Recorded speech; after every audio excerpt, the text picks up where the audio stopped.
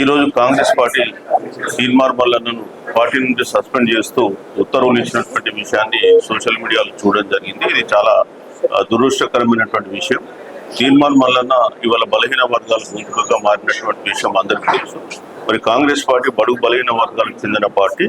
ఈ పార్టీ మరి బడుగు బలహీన వర్గాలకు సంబంధించినటువంటి వ్యక్తిని సస్పెండ్ చేయడం చాలా బాధాకరమైన విషయం. కాంగ్రెస్ పార్టీలో ఇతనికంటే ఎక్కువ చాలా మంది గతంలో ఆరోపణలు చేశారు. వాళ్ళపైన ఎలాంటి యాక్షన్ జరగలేదు. కానీ ఒక బడుగు బలహీన వర్గాలకు చెందిన వ్యక్తి పైన యాక్షన్ తీసుకోవడం బీసీ సంఘాలు దీన్ని తీవ్రంగా పరిగణిస్తున్నాయి, దీన్ని తీవ్రంగా ఖండిస్తున్నాయి. కాంగ్రెస్ పార్టీని తమ నిర్ణయాన్ని పునఃసమీక్షించుకోవాల్సిందిగా కోరుతున్నాయి.